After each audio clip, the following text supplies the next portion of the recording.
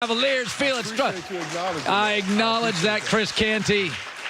How are you, Chris Canty? Good, Colin. How you doing? Good to see you again. All right. Good to see you. Have been a couple of years. It's been a while. We got a couple of things in here. Russell Wilson's contract, to me, makes me think of Dak Prescott and the Cowboys, because this happens a lot in our business and every business. There are kind of market setters.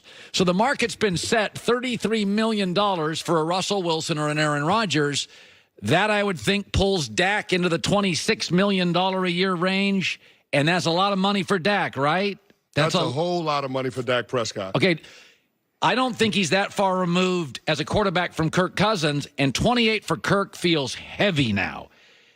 Dallas, did the Russell Wilson deal make life uncomfortable for the Cowboys? Well, I don't think it made it uncomfortable. I think this creates some more gymnastics in terms of being able to work out a long-term deal with Dak Prescott, because Dak is looking at it in his first 3 years as the starting quarterback. They've won the division twice, and he's had an opportunity to win a playoff game. So we've seen that.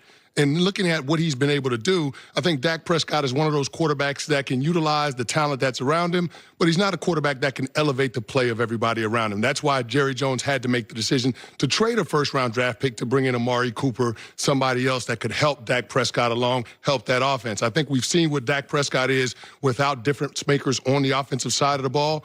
6-game suspension for Ezekiel Elliott back in 2017. How the Dallas Cowboys look? They were a 3-3 ball club, and it was a situation where Dak Prescott had 7 total touchdowns to 10 total turnovers.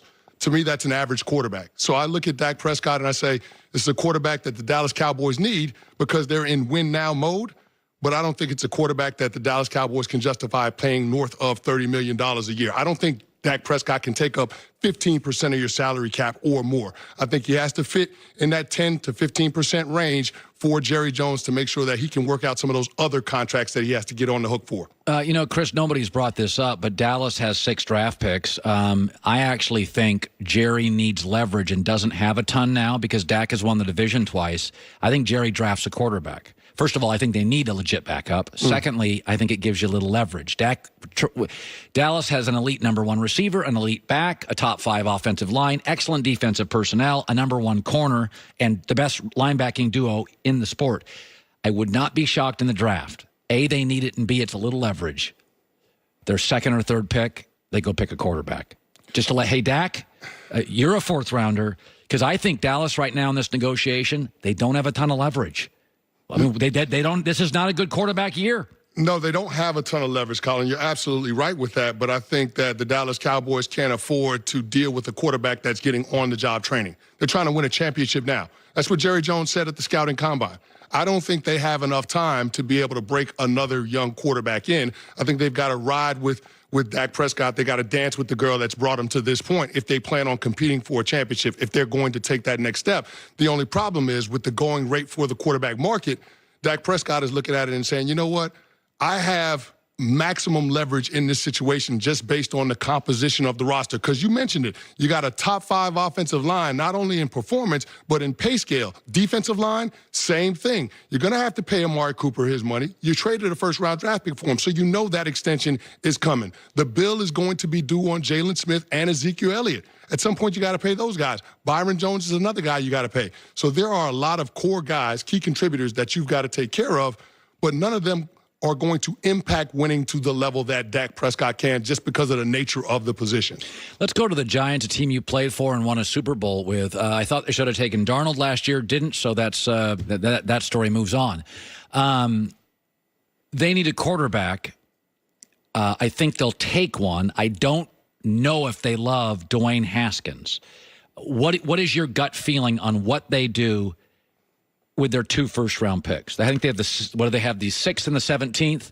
6th and the 17th. What do you think the Giants do? Well, I think they should take Dwayne Haskins, but I actually talked to somebody in the organization, and currently the Giants are leaning on taking a position player at 6 and then coming back and getting the quarterback with the latter of the 2 first-round draft picks. To me, the quarterback position is not one of those positions where I want to settle for second best.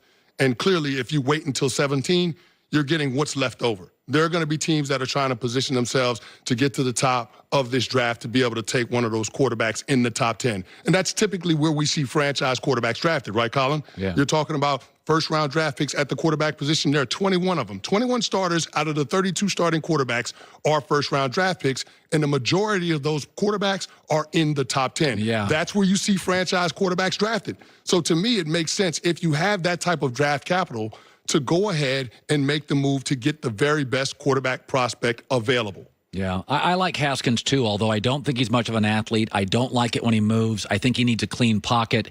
And I think with the offensive line play deteriorating over the last 5 years with a new CBA, I don't think you get clean pockets. And that's what worries me. I think Dwayne Haskins was built for about 15 years ago when you got longer practice, better offensive lines. There's so many bad old lines in this league now, Chris. I worry about Haskins being forced to move. I was talking about this, how Russell Westbrook, the game's moved away from him. Now, shoot threes. Mm-hmm. It's great for Kyrie. It's great for Damian Lillard. The NFL now is, can you move as a quarterback? Can you reset? There's no good O-lines. There's like 4 in the league. And I think Haskins is a guy that if you ask him to reset, move around, and throw, I think he's a limited guy. Well, here's the thing. I don't necessarily need Kyler Murray to be my quarterback. What I'm looking for is functional mobility, the ability to manipulate the pocket and buy that extra second of time so your receiver can uncover downfield. From what I've seen in Dwayne Haskins, granted a small sample size, he's capable of being able to do those things, and he can make off-platform throws. He doesn't have to necessarily have the clean pocket in order to deliver the football down the field with accuracy. That's one of the things that I saw as the season progresses, he got better at doing. And then, of course, him in the pre-draft process, some of the things that we've seen throwing to other NFL caliber receivers. But, yeah, if I'm the New York Giants, I want to give myself the very best chance to be able to hit on the potential successor for Eli Manning. And to me, that doesn't mean waiting until the 17th overall pick. Chris Canty, former New York Giant, Super Bowl 7 years ago against New England, drafted by the Cowboys, and a Virginia Cavalier wearing the orange, the pride of the Cavs. Tony Bennett won the national championship. Aaron Rodgers is very interesting. I actually think he'll rebound. I think the Packers have done a really smart job. About 2 years ago, they realized they were going to have to pay Aaron a lot of money, and they got ahead of it, and they went heavy drafting corners. This year, they went mid-level free agents. I think they have 2 first-rounders this year. I think they may go defense with both, allowing cheap labor on the defensive side as we're paying Aaron a ton. I think Green Bay got ahead of this. Not sure Seattle did with Russell Wilson. He kind of put a deadline on him. The question becomes, Aaron's a very strong personality.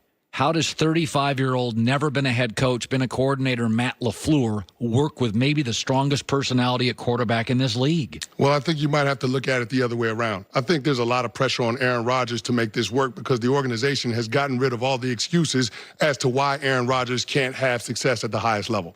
I think it comes down to, okay, you had friction with your head coach, Mike McCarthy. We've moved on from him. Okay, you didn't like that the organization, Ted Thompson, their general manager, wasn't aggressive in pro free agency. Moved on from him. Brian Gutekunst, what did we see from him? He was aggressive in going out and getting Zadarius Smith and Preston Smith to add to that defense. And you mentioned the trend and what they're doing draft-wise the last several years. They've been investing on that side of the ball. The knock on the Green Bay Packers was they're asking Aaron Rodgers to do too much. Now they're trying to fortify that defense. They're trying to improve that side of the ball so Aaron Rodgers doesn't have to win a 35-31 shootout every single week. And so for me, I look at this and say the pressure has to be shifted to Aaron Rodgers in order to deliver because they've made the decision to side with him and invest in everything around him so he can have success. And, oh, by the way, we gave you a contract extension paying you $34 million a year last summer. So now you have to produce. Finally, Arizona. I said earlier today I'd stick with Rosen. I think Kingsbury works with any quarterback. I don't think he just works with the runaround guys. I think he's McVay. I think he's Shanahan. I think there's certain offensive guys, they just elevate the position. They just make Shanahan work with Matt Schaub, Matt Ryan. Garoppolo moves a little.